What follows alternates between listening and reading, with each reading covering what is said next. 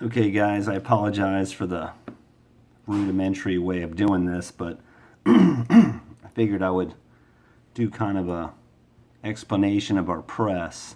So hopefully this makes sense. What I have here is our inbound. Okay, with the opponent inbounding, these gray circles are our opponents, and then we're going to kind of go over how we what our positioning needs to be. Obviously, this orange circle here is the ball. So obviously we're pretty familiar with this. Hopefully everybody should be familiar with the positionings of where we stand at. Now obviously most of these are pretty solid. The 3 always covers the inbound. 1 and 2 are the triangle that traps the inbound. But we're going to talk about a couple of these other positions, primarily being the 4 position, because we don't really know. Oh, edit, undo. And I apologize for this method of doing it, but we don't really know where this guy is going to line up. Usually this is pretty standard. They're going to have a guy here.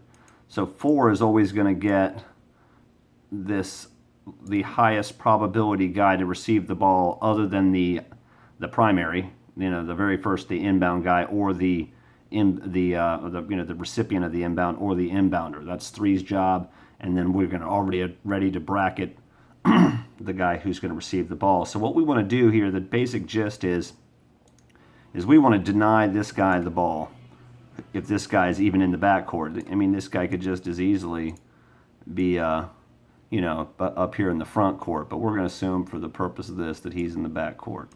It's 4's job to make him look covered and deny him the ball, making this guy, and we don't even want to press him too much. So we could even actually peel off him a little bit, because we want to entice them to just inbound the ball to him, because he's the guy that we want to get the ball.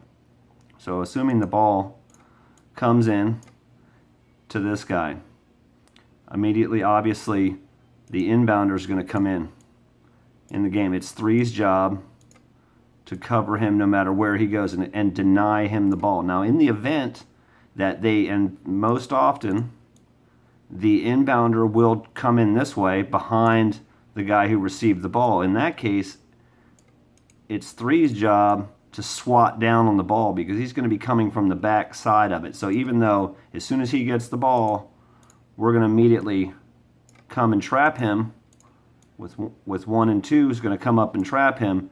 3 can also attack the ball from the backside, and we can hopefully generate a steal. But if that's not an option, or the inbounder takes a more direct route this way where he does it, because we don't want to leave him alone, because if he was to throw the ball out this way, we would have huge problems. So obviously it's important for 3 to stay on, but if he's lucky enough to get drugged right by the play, he can attack downward on the ball.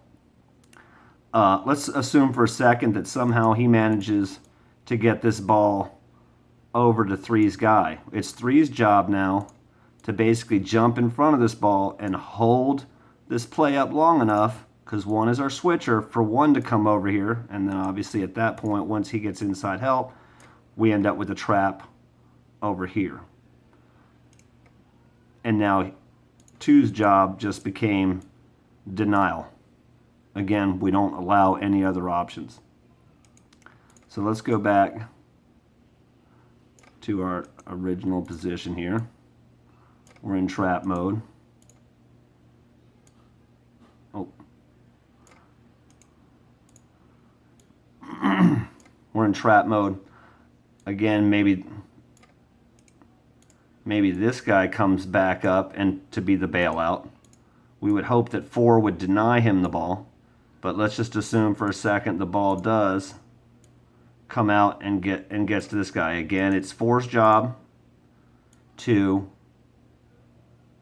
get in front of him, slow him down long enough, because again, 1 is the switcher, 1 is always the doubler in this. It's his job to come over here and trap, and then 4's job will be to the outside. We continue the trap. Now let's go down here for a second and talk about the 5's job. The 5's job, assuming that they have 3 guys in the backcourt like this, 5's job is going to be to cover 2 people.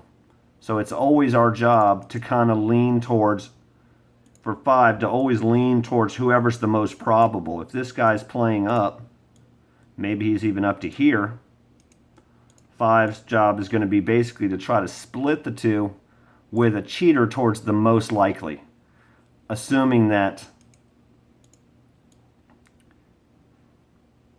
the ball, let's put everybody back to our original trap. Boom, we're still trapping. So we're assuming at this point that if he was to make this, try to make this pass, this long cross-court pass, that 5 could easily attack that this way, or if he wanted to try to make a long pass this way, that 5, if he's got himself this way, again, 5 should be able to easily cover enough ground to make this interception. So that in a nutshell is the way the press runs. I know we've done it a lot in practice, but we did struggle with it during the game yesterday. We were effective, but it wasn't because, I mean, without flaws. We didn't run it very well, but it was still effective. Active hands, we still made it work. So I wanted to make this quick video and post it up there so everybody can kind of take a look at it. Hopefully some of the parents out there can help look at it too, and we can kind of help, try to make sure everybody understands the whole philosophy of the press, not just necessarily their own particular jobs. Now, obviously, 4 is going to be, Rocco and Andres are both going to play the 4. The 3 will end up being probably Gabe Torin, could be Gabe Torin or Gianni. The 1's going to generally be Trey or Dante. The 2 could be, could be Gabe Torin or Gianni. And the 3 could be Gabe, that we've said, the 3 could be Gabe, Torin, and Gianni. The 5 could be Andreas, or could be, Marquise. So obviously it's important to know your specific roles, but I think it's equally important for everybody to know everybody's role and really know what it is we're trying to accomplish collectively as a team. So again, we'll go back, and a lot of times we might see something that looks more like, again, we don't want to press this guy too early because we want to entice them into inbounding the ball so we can trap. So we want to give him a little bit of space. 4 could be anywhere. I mean, this additional guy. This is 4's job, is always to cover this additional guy. The guy who's not the inbounder, not the recipient, the primary recipient, but the next option down is 4. And this option down could be anywhere. He could be down over here. Again, 4's job would be then to cover him, deny him. Depending on where he ends up going is 4's job. 5's always the 2 deepest guys. So, I mean, we could end up now, if we do end up with something more along the lines of this, which is 4 guys in the backcourt, which we haven't seen yet, and I haven't seen anybody do it. At that case, we would have to yell out man press. And what that does is everybody basically at that point, we'd have to switch to a man press. Everybody gets an individual guy. But that's only in the vent, and if that does happen, we end up with 4 recipients, potential recipients in the backfield, I would yell out man press.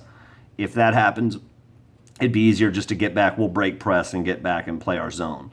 So anyway, that's the press in a nutshell. Hopefully that makes sense. Hopefully all the kids get a chance to take a look at it, and we'll continue working in practice. But I wanted to do an overhead visual because I think that might make more sense to the kids to really kind of understand it if they can see it from an overhead perspective instead of being on the court. It can be kind of confusing. So anyway, I'll see you guys at practice. Go Hurricanes.